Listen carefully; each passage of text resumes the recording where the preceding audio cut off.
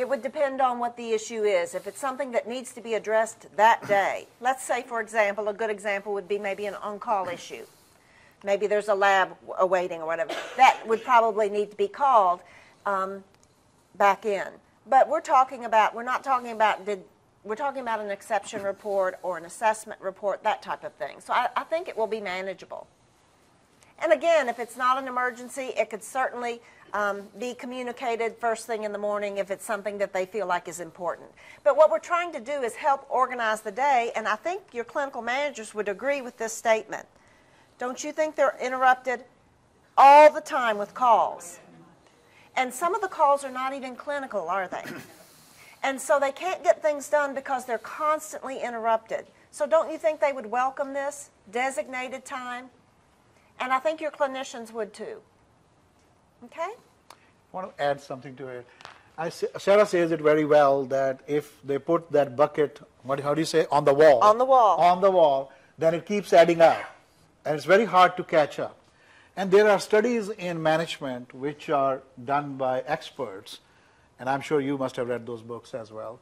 But they show that the main factor for retention of employees and lowering your turnover is not the money. It's not what we pay. We certainly have to pay competitive wages, and we do pay as a company, right? But it is the satisfaction of the employee going home in the evening thinking, I have accomplished my task for the day. When people go home thinking they have not accomplished their given task or stated task, they are not happy, then their families are not happy.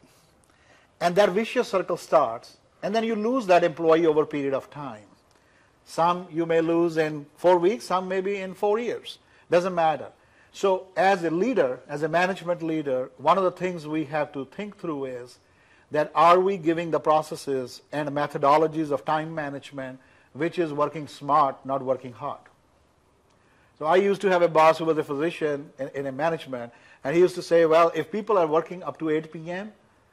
and they are still not done, there is something wrong either in our staffing or our training or our tools, right? And the burden is on us to make sure our employees get their work done by X number of time, 5, 6, whatever the time is.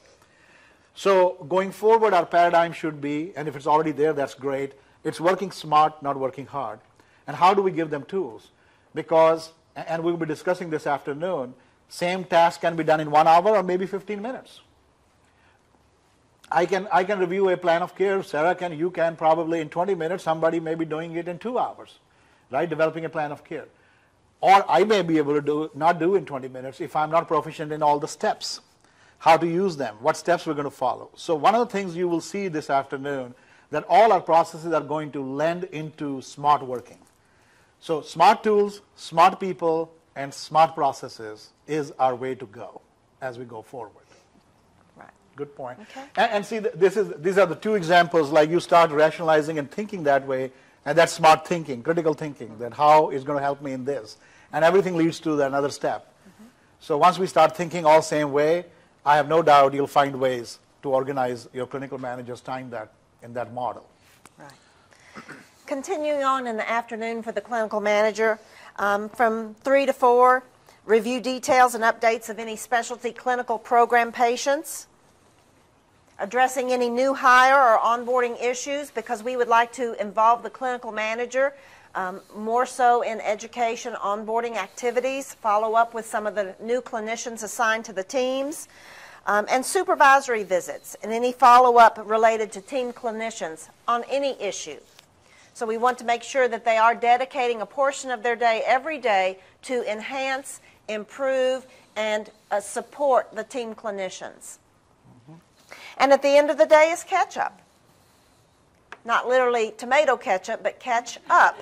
So that we know that any of those outstanding issues after our on-call preparations for that team, updates to the director that are things that need to be told to that director that day, meetings or communications either flowing up or flowing down would be handled at the end of the day.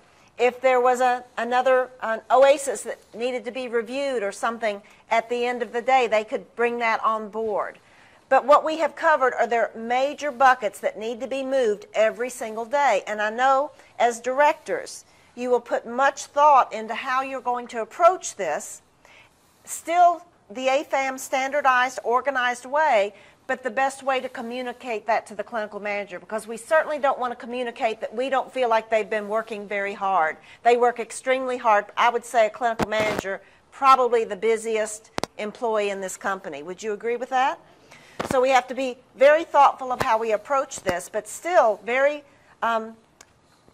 firm that this is going to be the way it's organized in every single office across all the states in which we provide care, and that there's a reason for it. And we need to embrace it, and we need to follow up and inspect what we expect so that you know those buckets get moved each day.